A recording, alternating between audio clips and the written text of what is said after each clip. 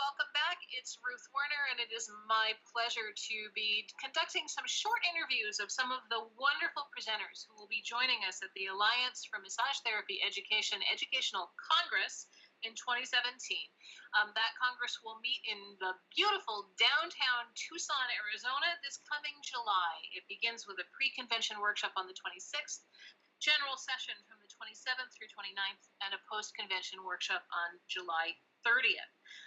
Today, we have with us the wonderful, the inimitable Joe Bob Smith. Joe Bob and I have known each other for a little while now, and I'm really excited that I get to see you again, because it's been a while. So here's a little bit of background on Joe Bob.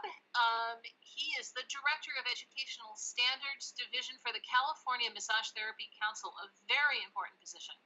He is a former small massage school owner, a large massage school administrator, and a massage therapist. He now oversees the approval process for over 130 massage schools, providing him a unique bird's eye view of the trends and effective practices most impacting massage schools today. Joe Bob, I had no idea that your career had taken this twist. What other kinds of things would you like for our listeners to know? It's always hard for me to believe it's taken this twist, because up until I took this job, it didn't even exist. So it's something that's hard to imagine doing when something doesn't even exist. It's also hard to imagine all the things that you said I've done, because I'm so young. But you're just a babe. I know. How could I have done all that in such a and it'd be in such a short year? 19 years old. And exactly.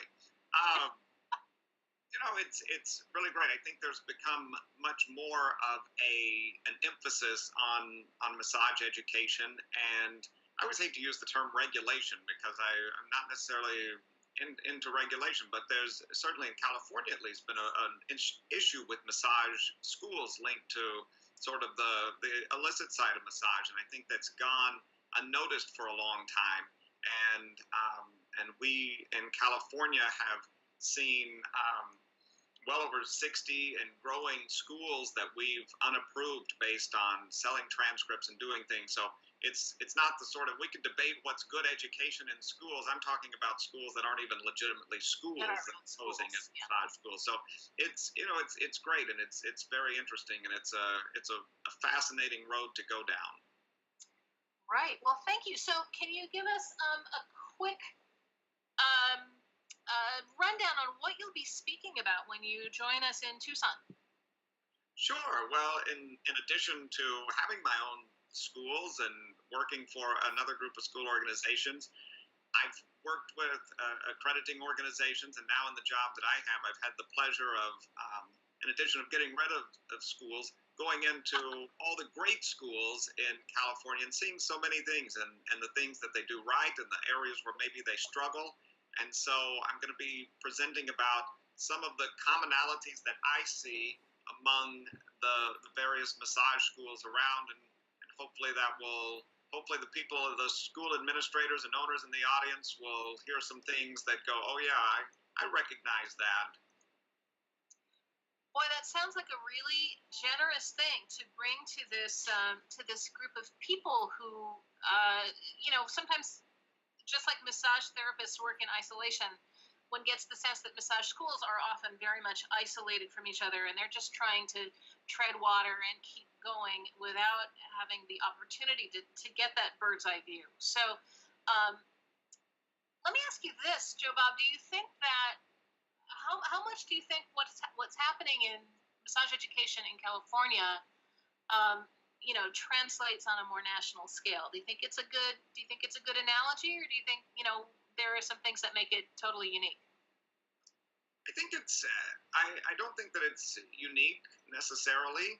I think in California, because it's bigger and there's a lot more, it magnifies certain things more than it does in other places. But working with the Federation of State Massage Therapy Boards and with the many other boards that we communicate with around the country and the accrediting organizations, I think that it's pretty common. And like you said, it can feel very lonely being a massage school owner or administrator, and you feel like you're the the only one doing it, but you're Yeah. not.